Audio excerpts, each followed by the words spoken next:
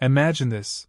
A dusty janitor's trembling hand brushes a single ivory key on a piano worth more than his life's earnings. The rich girl who owns it freezes mid-sentence. 1 second of silence stretches into eternity. What she does next doesn't just shock the room. It rewires every heart in it.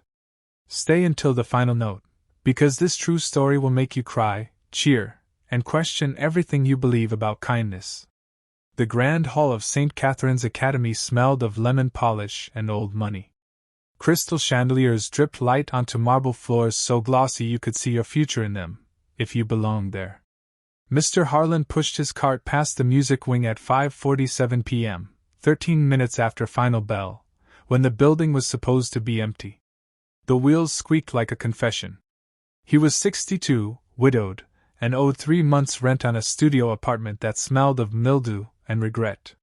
His knees cracked louder than the cart. Inside the recital room, the Steinway Grand sat under a dust cover like a sleeping monarch. Harlan's job was simple: empty the trash, wipe the windows, lock the door. Never touch the instruments. The sign on the wall said so in gold lettering. But the cover had slipped. One corner of the piano's lid yawned open, revealing keys that glowed like teeth in moonlight. Harlan paused. His mother used to play a battered upright in their Detroit tenement, Chopin's Nocturne in E-flat, the only lullaby that ever quieted his nightmares. She'd been gone 23 years. He still heard the melody when thunder rolled. He glanced at the doorway. Empty hallway. Just one note, he thought. For her. His calloused finger hovered, then pressed middle C. The sound bloomed, pure, impossible, alive.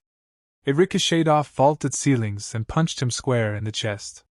For 3 full seconds, Harlan was 8 years old again, curled on a threadbare rug while his mother's hands danced. The spell shattered. What are you doing? Elara Vaz stood in the doorway, 17, violin case slung over one shoulder like a rifle. Her blazer cost more than Harlan's car. Her eyes were winter lakes, beautiful and lethal. Harlan yanked his hand back as if burned. I'm sorry, Miss Voss. The cover slipped. Do you know what that piano is? Her voice could slice diamonds. It's a 1926 Model D. My great-grandfather commissioned it. Lang Lang played it. You just put your janitor germs on history. The word janitor landed like a slap. Harlan's shoulders folded inward. Won't happen again. Elara stepped closer. The room smelled her perfume, something expensive and furious. You're fired. I'll make sure of it. She spun on Italian leather heels. The door slammed. Harlan stood alone with the piano's echoes still vibrating in his bones. He picked up his cart. The wheels no longer squeaked, they sobbed. 2 weeks later, the winter recital. Parents in furs, students in terror. Elara was slated to close with Paganini's Caprice No. 24, her Juilliard audition piece. The hall buzzed. Harlan wasn't supposed to be there. He'd been reassigned to the gym, mopping up after basketball practice. But the music director begged him to tune the Steinway one last time. You've got perfect pitch, Harlan, don't waste it on bleach. So there he was, backstage, tightening strings with hands that shook. He hadn't slept. The eviction notice sat folded in his pocket like a death sentence. Elara saw him through the curtain gap. Her stomach twisted. She'd gotten her way. Harlan was demoted, humiliated. So why did she feel like the villain? The program unfolded. Flutes squeaked. Cellos wailed. Then, intermission. The lights dimmed for the second half. Elara's name flashed on the program. She walked on stage, violin raised. The spotlight blinded her. She began. The first notes were flawless, mechanical. But halfway through the double-stop passage, her bow snagged. A sour harmonic screeched. The audience winced. Elara's mind blanked. She saw her father scowl in the front row, his whispered threat, fail this, and Juilliard's gone. Her hands froze. Silence ballooned. Then movement. Harlan emerged from the wings, pushing the piano bench. Gasps rippled. He wasn't supposed to be visible. Security started forward. Alara's eyes locked on his. She remembered the note he'd played, how it had filled the room like sunlight.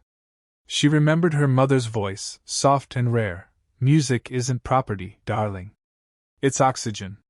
In one heartbeat, Alara lowered her violin.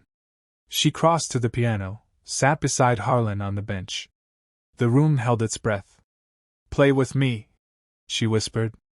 Harlan's hands hovered. "I can't. Please." He closed his eyes. His fingers found the keys.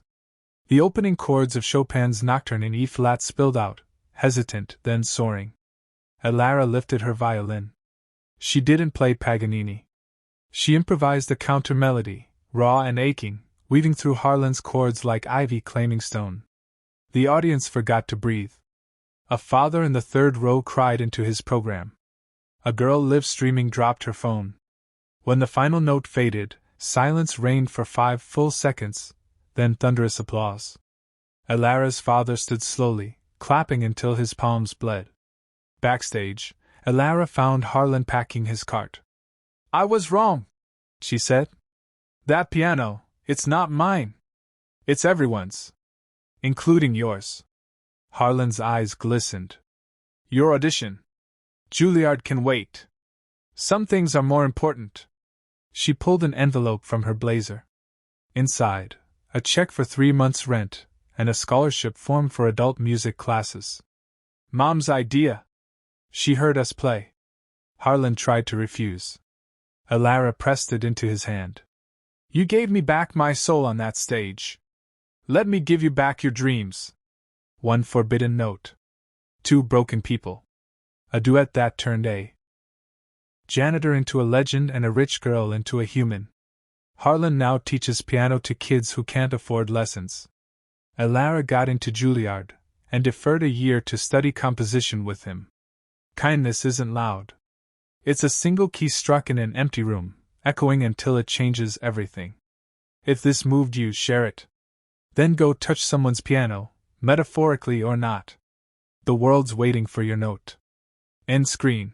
Subscribe for more stories that prove humanity still has perfect pitch.